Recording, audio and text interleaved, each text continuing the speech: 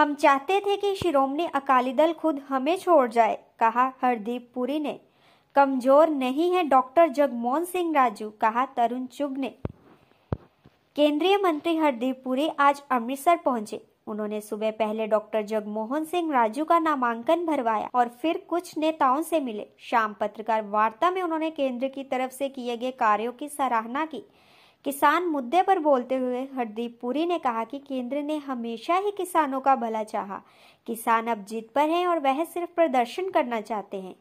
केंद्रीय मंत्री हरदीप पुरी ने किसान मुद्दे पर बोलते हुए अकाली दल के खुद बीजेपी को छोड़ने की बात कह दी, लेकिन जब उनसे 10 साल सत्ता में रहते हुए कामकाज के बारे में पूछा गया तो वह अपनी ही कही बात से पलट गए। उन्होंने कहा कि बीजेपी खुद अकाली दल को छोड़ना चाहती थी, लेकिन प्रयास था कि वह हमें खुद ही छोड़ दे। हरदीप पुरी इस दौरान दिल्ली के सीएम अरविंद केजरीवाल पर भी काफी अधिक भड़के। उन्होंने कहा कि केजरीवाल का दिल्ली मॉडल पूरी तरह से फेल है। वहीं दूसरी ओर राष्ट्रीय महासचिव तरुण चुग ने पत्रकारों से बातचीत करते हुए कहा कि पंजाब में रजवाड़ाशाही सोच नहीं चलेगी और जो लोग डॉक्टर जगमोहन सिंह राजू को कमजोर समझते हैं वह यही न सोचे कि डॉक्टर जगमोहन सिंह राजू एससी भाईचारे से हैं, बल्कि यह सोचे कि वह सीनियर आईएएस भी रह चुके हैं। जी असी बड़े खुश हाँ कि डॉक्टर सरदार जगमोहन सिंह राजू जी ने फैसला किया ते आईएएस की नौकरी छड्डनी जदों 2 साल का टाइम अजे होए कोई इन्ना आसान नहीं होंदा। ते ये पंजाब विच पहले 22 साल रहे ने। इन्हां दे फादर साहब पटियाला ते फिरोजपुर गुरदासपुर डीसी होंदे सीगे। इन्हां ने सारी फैमिली ने नैशनल एफर्ट में कंट्रीब्यूट किया। इन्हां दी मिसिस मैंबर सीगे central board of direct taxes दियां दे ते मनु पर्सनली बड़ी खुशी है। और मैं समझना अमृतसर ईस्ट का जिहड़ी चुनाव होएगा ये वो कहना कि बड़ा इंटरेस्टिंग होएगा वो तो अंडरस्टेटमेंट होएगी। पर we are looking at a winning candidate, somebody who has his roots in Punjab, but more than roots in Punjab, जो गवर्नेंस का एक्सपीरियंस हैगा कि सरकारां नूं की करना चाहिए। ये यंग एज ते इन्होंने आईएएस ज्वाइन की थी तो तमिलनाडु काडर इन्होंने अलॉट होया सीगा और एक तरीके नाल बड़ा दुख होंदा सानू कि जो पंजाब विच एक जमाने डबल इंजन का विकास होंदा सीगा। पंजाब साडे जिहड़े विकास के आंकड़े हैगे उहदे च बड़ा उच्चा स्थान होंदा सीगा ते हुण इहदे की कारण हैगे उहदा च साडे कोल टाइम नहीं है। पर अगले आने वाले दिनां च असीं सारे बैठ के सुरेश महाजन जी, रीना जी, श्वेत मलिक जी कैंडीडेट, मैं असीं सारे बैठ के आनी जी तुहाडे नाल चर्चा करांगे डिटेल विच। अज तो सिर्फ सानू बड़ी खुशी है कि इन्होंने अपना नॉमिनेशन पेपर्स फाइल किए ने ते मैं तुहानू जो ना मैनू एक्सपीरियंस हैगा थोड़ा मोटा कहना you are looking at the winning candidate in Amritsar east. Sir Vikram के लोगों ने ਤੁਹਾਨੂੰ ਕਾਫੀ ਪਿਆਰ ਦਿੱਤਾ ਸੀ 2.5 ਲੱਖ ਤੋਂ ਬਾਅਦ ਵੋਟ ਦਿੱਤਾ ਸੀ ਚਾਹੇ ਸਮਾਂ ਥੋੜਾ ਸੀ 17 ਦਿਨਾਂ ਚ 2.5 ਲੱਖ ਵੋਟ ਤੋਂ 17 ਦਿਨਾਂ ਚ ਹਾਂ। ਤੇ ਸਰ ਹੁਣ ਸਮਝਦੇ ਹੋ ਖੈਰ ਇੱਕ ਵਿੱਚ ਬਿਲਸ ਵਾਲਾ ਜਿਹੜਾ ਵਿੱਚ ਐਪੀਸੋਡ ਹੋ ਚੁੱਕਾ ਕਿਹੜਾ ਬਾਅਦ ਖੈਰ ਕਿਸਾਨੀ ਬਿੱਲ ਜਿਹੜੇ ਹੋਏ ਨੇ ਸਰ ਉਹ ਮਹਾਰਾਜ ਉਹ ਤਾਂ ਕਾਨੂੰਨ ਵਾਪਸ ਲੈ ਲੇਗਾ। ਤੁਸੀਂ ਮਾਨਯ ਪ੍ਰਧਾਨ ਮੰਤਰੀ ਜੀ ਦੀ ਸਟੇਟਮੈਂਟ ਦੇਖੋ, ਉਹਨਾਂ ਨੇ ਕਿਹਾ ਆਪਣੀ ਤਰਫੋਂ ਅਸੀਂ कोशिश की कि किसानों का फायदा होए। कई किसान भाई साढ़े ने वो ये भी कहते हैं उन्हें बड़ा फायदा होया। अज मैं सवेरे खबर पढ़ रहा सी इत्थे कॉटन के जोड़े प्राइसिस हैगियां, कॉटन दी प्राइस ना रिकॉर्ड हाई हैगियां। हुण असी केंद्रीय सरकार की तरफों अपनी तरफों गुड इंटेंशनस नाल प्रधानमंत्री जी उन्होंने बाकी किसानों वास्ते जो किया ठीक है, महामारी के दौरान की किया। कंट्री वाइड फिगर्स देखो, साड़ी कितनी आबादी है, 1 crore 72 lakh vaccine doses administer हुई ने ठीक है। देश भर 90% लोग कुछ एरियाज है जिन्हें फुली वैक्सीनेटेड ने। बाकी जो विकास का कम होया पैंडेमिक महामारी के दौरान ये पंजाब 41 ऑक्सीजन प्लांट्स लगाए गए हैं।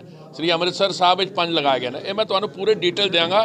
अज ईस्ट कॉन्स्टिट्यूएंसी की गल करिए विक्रम सिंह मजीठिया नवजोत ਨਵਜੋਤ ਸਿੰਘ ਸਿੱਧੂ ਪੰਜਾਬ ਮਾਡਲ ਦੀ ਗੱਲ ਕਰਦੇ ਉਹ ਤਾਂ ਬੜੇ ਵੈਲ ਨੋਨ ਕੈਂਡੀਡੇਟਸ ਨੇ। ਨਵਜੋਤ ਸਿੰਘ ਸਿੱਧੂ ਪੰਜਾਬ ਮਾਡਲ ਦੀ ਗੱਲ ਕਰਦੇ ਨੇ। ਹਾਂਜੀ ਬੀਜੇਪੀ ਮਹਾਰਾਜ ਕਿਹੜਾ ਰੋਡ ਮੈਪ ਹੈ ਜਾਂ ਕੀ ਤੁਸੀਂ ਲੈ ਕੇ ਬੀਜੇਪੀ ਦਾ ਰੋਡ ਮੈਪ ਇਹ ਹੈਗਾ ਕਿ ਇਸ ਵਾਰ ਬੀਜੇਪੀ ਦੀ ਸਰਕਾਰ ਹੋਏਗੀ, ਡਬਲ ਇੰਜਨ ਦਾ ਵਿਕਾਸ ਹੋਏਗਾ ਤੇ ਪੰਜਾਬ ਜਿਹੜੀ ਇੱਕ ਸੈਂਸਿਟਿਵ ਬਾਰਡਰ ਸਟੇਟ ਹੈਗੀ ਜਿਹਦੇ ਵਿੱਚ ਸਿਕਿਉਰਿਟੀ ਦੇ ਮਸਲੇ ਨੇ, ਬਾਕੀ ਚੀਜ਼ਾਂ ਹੈਗੀਆਂ।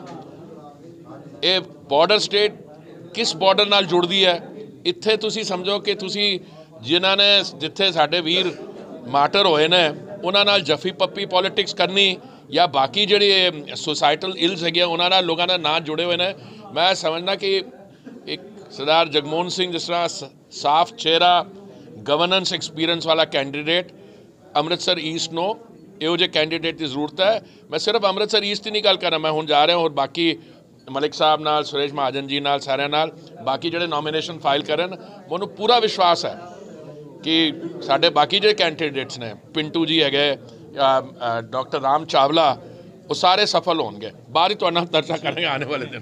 लेट हो रहे हैं बस साहब आज नॉमिनेशन हो गई हैं, आतो साहब ने चेक कर लिया, फाइल सबमिट हो गई है तो हुण पूरी उम्मीद है कि ਅੰਮ੍ਰਿਤਸਰ ਦੀ ਸੇਵਾ ਕਰਨ ਦਾ ਮੌਕਾ, ਅੰਮ੍ਰਿਤਸਰ ਈਸਟ ਕੌਂਸਟੀਟੂਐਂਸੀ ਦੀ ਸੇਵਾ ਕਰਨ ਦਾ ਮੌਕਾ ਅੰਮ੍ਰਿਤਸਰ ਈਸਟ ਦੇ ਲੋਕੀ ਮੈਨੂੰ ਦੇਣਗੇ। ਸਰ ਵਿਕਰਮ ਮਜੀਠੀਆ ਨੇ ਨਵਜੋਤ ਸਿੰਘ ਸਿੱਧੂ ਨੇ ਅੱਜ ਇੰਨਾ ਹੀ। ਕਿਸ ਤਰ੍ਹਾਂ ਦੇਖਦੇ ਹੋ, ਤਿਆਰੀ ਕਿੰਨੀ ਕੁ ਹੈ? ਲੱਗਦਾ ਹੈ ਕਿ ਲੋਕੀ ਸਮਰਥਨ ਦੇਣਗੇ ਤੁਹਾਨੂੰ?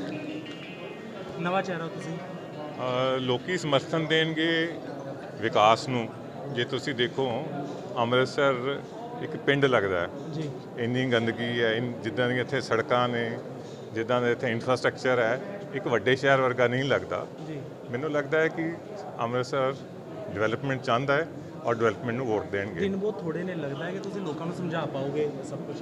ਉਹ ਤਾਂ ਸਮਝਾਏ ਨੇ ਲੋਕੀ, ਸਾਰੇ ਵੋਟਰ ਸਮਝਾਏ ਨੇ, ਉਹਨਾਂ ਨੂੰ ਪਤਾ ਕਿਹਨੂੰ ਵੋਟ ਦੇਣਗੇ। ਸਰ ਬੀਜੇਪੀ ਦੀ ਐਕਸੈਪਟੈਂਸ ਕਿੰਨਾ ਸਮਝਦੇ ਹੋ ਸਰ? ਬੀਜੇਪੀ ਦੀ ਐਕਸੈਪਟੈਂਸ, ਹਾਂਜੀ, BJP the as a party ਕਿੰਨੀ ਐਕਸੈਪਟੈਂਸ ਹੈ?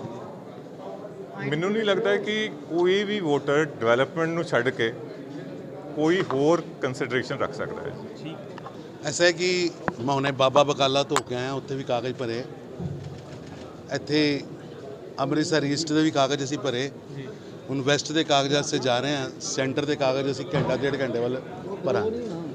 ਭਾਰਤੀ ਜਨਤਾ ਪਾਰਟੀ ਦਾ ਇੱਕ ਵੱਡਾ ਹੁੰਗਾਰਾ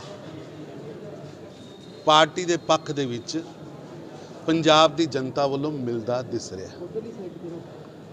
ਪਰ ਬੜੀ ਹੈਰਾਨਗੀ ਦੀ ਗੱਲ ਹੈ, ਇਲੈਕਸ਼ਨ ਦੀ ਸਟਾਰਟ ਹੋ ਗਈ,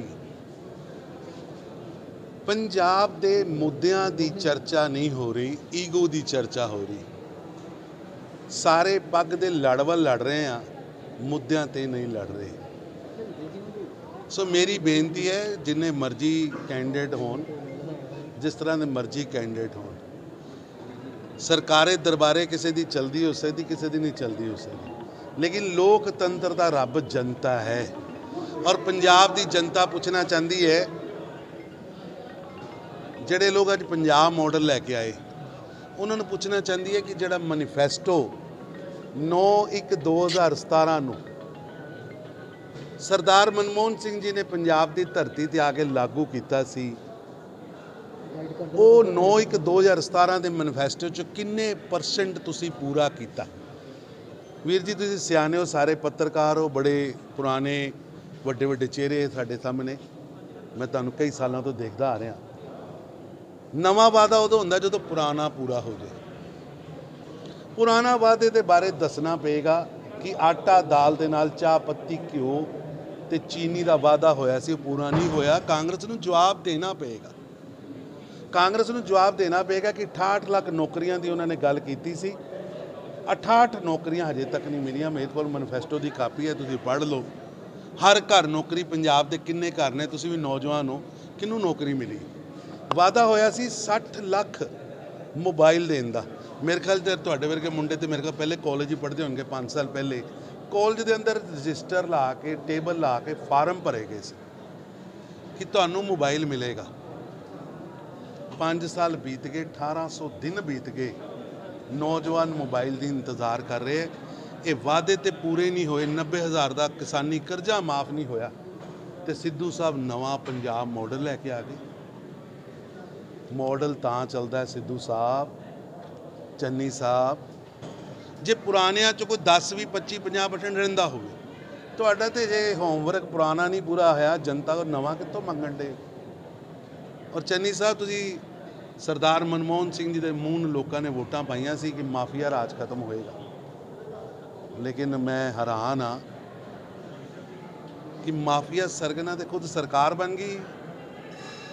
ਪੰਜਾਬ ਦਾ ਮੁੱਖ ਮੰਤਰੀ ਤੇ ਆਰੋਪ ਲੱਗ ਰਹੇ ਹੈ ਸੰਨੀ ਬੰਨੀ ਐਂਡ ਬੰਨੀ ਦੀ ਕੰਪਨੀ ਪੰਜਾਬ ਦੀ ਖੱਡਾਂ ਕਿਸ ਤਰ੍ਹਾਂ ਲੁੱਟੀਆਂ ਗਈਆਂ। ਮੈਂ ਤੇ ਪੁੱਛਣਾ ਚਾਹੁੰਦਾ ਚੰਨੀ ਸਾਹਿਬ, ਤੁਸੀਂ ਕਹਿ ਰਹੇ ਹੋ ਵੈਂਡੇਟਾ ਪੋਲਿਟਿਕਸ। ਮੈਨੂੰ ਦੱਸੋ 2018 ਤੇ ਪਰਚਾ ਰਜਿਸਟਰਡ ਹੋਇਆ ਸੰਨੀ ਮੰਨੀ ਬੰਨੀ ਕੰਪਨੀ ਤੇ, ਕਿਹੜੀ ਸਰਕਾਰ ਸੀ, ਅਫਸਰ ਕਿਹੜੇ ਸੀ, ਇਨਕੁਆਇਰੀ ਕਿੰਨੇ ਕੀਤੀ, ਇਨਕੁਆਇਰੀ ਦਾ ਪਰਚਾ ਰਜਿਸਟਰਡ ਹੋਇਆ। ਅਸੀਂ ਤੇ ਕੇਵਲ ਜਾਂਚ ਕੀਤੀ ਹੈ ਤੇ 10.5 ਕਰੋੜ ਰੁਪਇਆ ਫੇਰ ਕੈਸ਼ ਫੜਿਆ ਗਿਆ, ਕਰੋੜਾਂ ਰੁਪਏ ਦਾ ਹਿਸਾਬ ਫੜਿਆ ਗਿਆ। ਇਹ ਪੈਸਾ ਕਿਹਦਾ ਹੈ, ਇਹ ਰਿਸ਼ਤਾ ਕਿਹਦਾ ਹੈ, ਇਹ ਦੱਸਣਾ ਪਊਗਾ।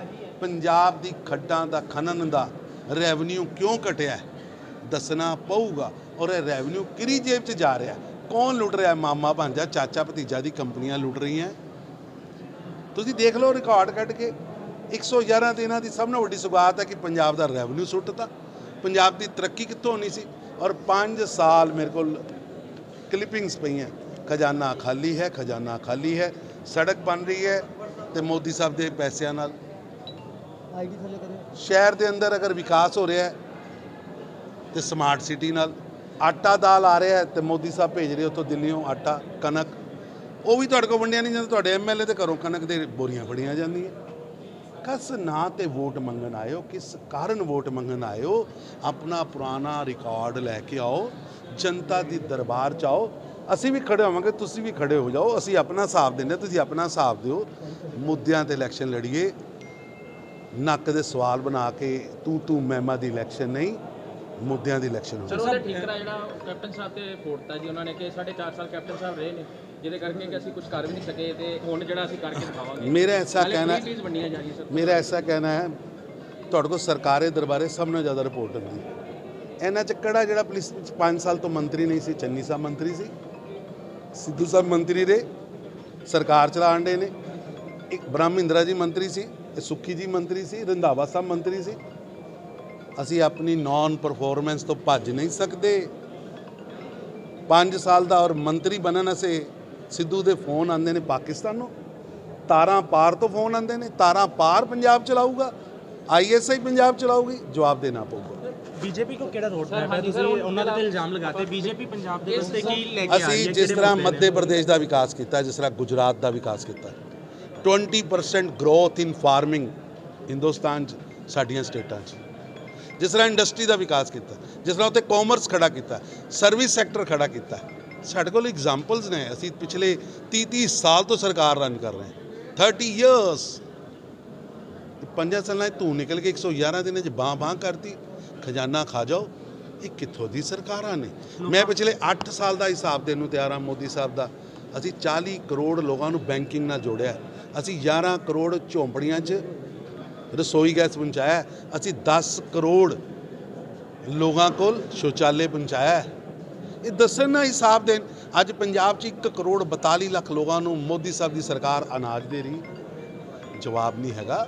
ਇਸ 'ਚ ਰੋਡ ਮੈਪ ਸਾਡੇ ਕੋਲ ਹੈਗਾ ਔਰ ਅਸੀਂ ਰੋਡ ਮੈਪ ਤੇ ਡਿਸਕਸ਼ਨ ਕਰਾਂਗੇ। ਅਸੀਂ ਮੈਨੀਫੈਸਟੋ ਵੀ ਘੋਸ਼ਿਤ ਕਰਾਂਗੇ। ਵੀ 2 ਜਗ੍ਹਾ ਤੋਂ ਇਲੈਕਸ਼ਨ ਲੜ ਰਹੇ ਆ ਜੀ ਸਰ। 5-6 ਥਾਵਾਂ ਤੋਂ ਲੜਨਾ ਚਾਹੀਦਾ। ਹਰਨਾ ਤੇ ਹੈ ਹੀ, ਹੈਟ੍ਰਿਕ ਬਣੇ 5-6 ਥਾਵਾਂ ਤੋਂ ਲੜਨ ਦੀ। ਸਰ, ਵਪਾਰੀਆਂ ਸਿੱਧੂ ਸਾਹਿਬ ਨੂੰ ਵੀ ਚਾਹੀਦਾ ਕਿਉਂਕਿ ਉਹ ਵੀ ਹਾਰ ਰਹੇ ਨੇ, ਉਹ ਵੀ 5-6 ਥਾਵਾਂ ਤੋਂ ਲੜ ਰਹੇ। ਮਜੀਠੀਆ ਆ ਰਿਹਾ ਕਿ ਭਾਜਪਾ ਵੱਲੋਂ ਆ ਰਹੇ। ਸਰ ਦੇਖੋ, ਜਿਹੜੇ ਲੋਕ ਇਹ ਕਹਿੰਦੇ ਨੇ ਕਿ ਜਗਮੋਹਨ ਸਿੰਘ ਰਾਜੂ ਕਮਜ਼ੋਰ ਹੈ, ਇਸ ਪਿੱਛੇ ਕਮਜ਼ੋਰ ਕਹਿੰਦੇ ਕਿ ਐਸੀ ਭਾਈਚਾਰੇ ਦਾ ਸੀਨੀਅਰ IAS ਹੈ, ਐਡੀਸ਼ਨਲ ਚੀਫ ਸੈਕਟਰੀ ਰੈਂਕ ਦਾ ਅਫਸਰ ਹੈ।